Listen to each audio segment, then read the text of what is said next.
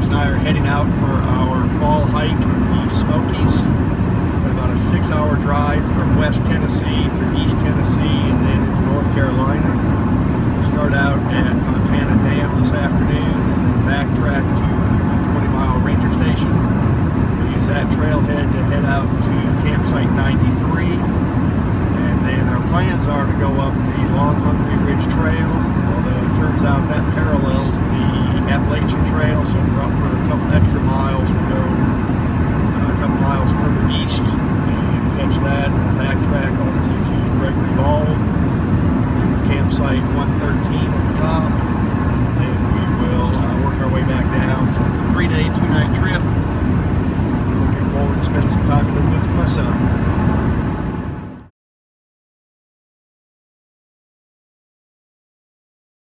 One thing that all good hikes have in common is breakfast at the Waffle House in Dixon, Tennessee.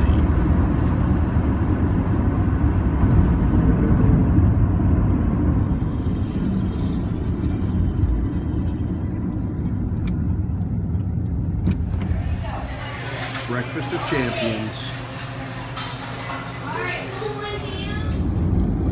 We are on the tail of the dragon, working our way to Fontana Dam. Lots of motorcycles. We also saw a pair of McLaren 650Cs enjoying these twisty roads.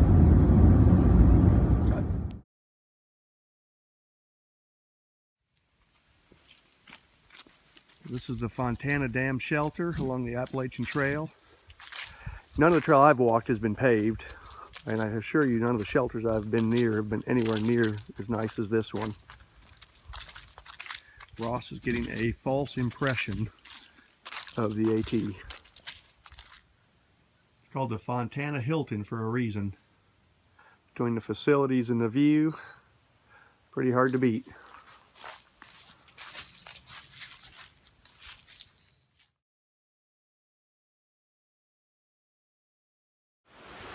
A little side trip to the 20-mile Creek Cascades.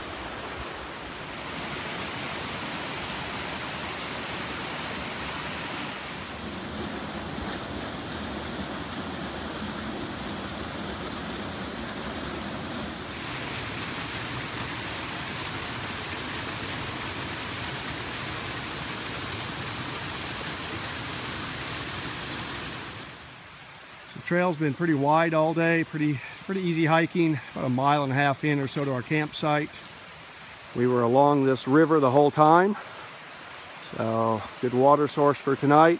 Handful of these bridges as well, so there were no water crossings that required rock hopping. We're going to go filter some water and make dinner. Give you a quick rundown of our campsite. We are at site number 93.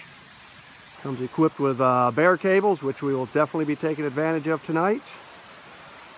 Also has a fire pit, which others were nice enough to leave pretty well stocked, although the wood is damp from recent rain showers.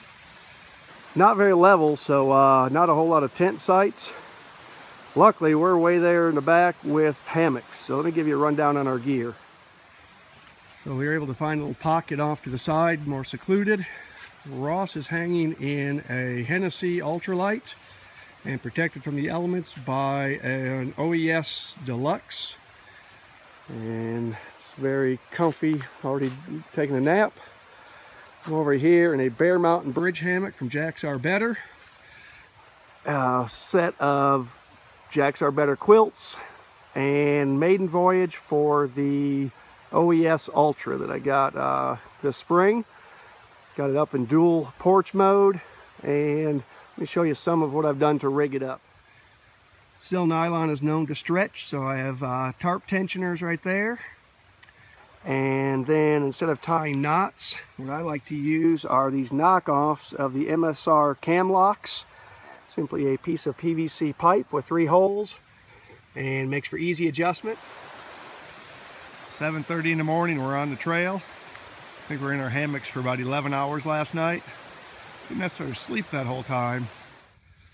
All right, Ross, we're at a junction, both literally and figuratively. We have a choice. Go to the right, catch a section of the Appalachian Trail, and have about a 9-mile day and the opportunity to go to the Shuck Stack Fire Tower, or stick with our original plan and go down the long Hungry Ridge Trail, which will put us at about a 7-mile day. So, your decision is? The Appalachian Trail. You the man. Let's go.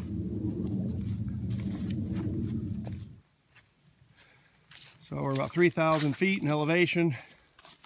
Finally starting to see a little bit of color. We're definitely a couple weeks early from peak, but there's a little bit of red coming. So after nearly 1,600 feet of climbing, we finally come to the AT and the familiar white blazes. So we have a choice to make, and we have decided we're gonna backtrack to the Shuck Shack Fire Tower. That's easy to say. About 400 feet of climbing, kind of see through the trees where the peak of that is at. Only about a quarter to a half mile. What's interesting though is when we were trying to get our bearings and check the signage out, we found this. I think I stated earlier we were staying at 113. We're actually staying at 13 tonight. So that's a good thing because, well, aggressive bear activity doesn't make for a good night's rest. As we work our way up, the tower breaks into view. View from the first level platform, and Ross and I already had enough. Just don't have a tolerance for heights like I used to. Obviously the colors haven't come in, so photos that follow I shamelessly stole from Google Images.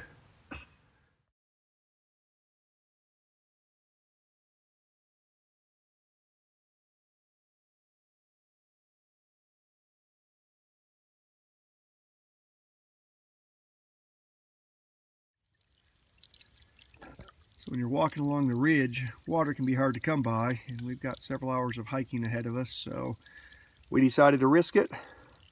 Come down to campsite 113, which is closed for bears with multiple signage indicating that.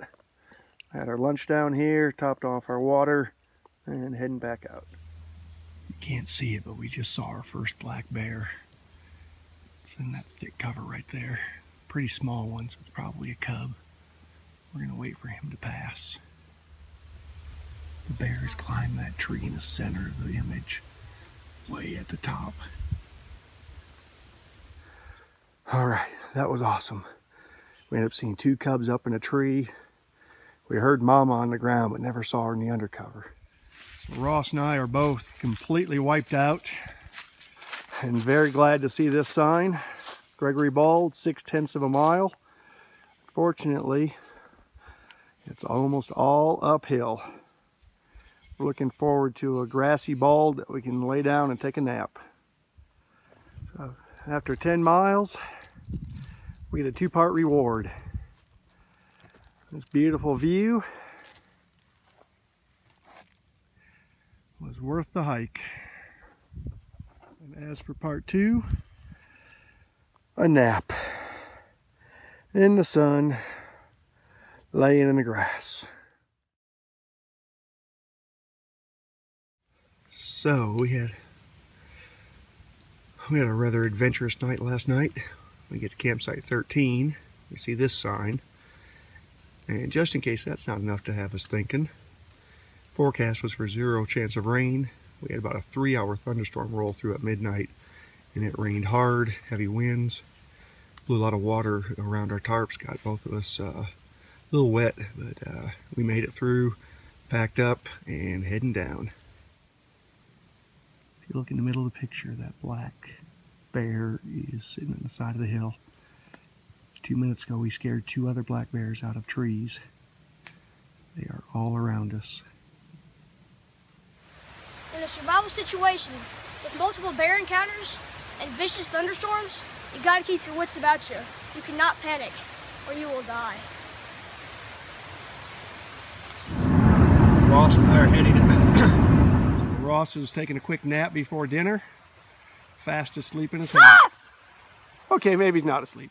This is actually one of the nicer It's actually one of the nicer fire tower setups I've ever.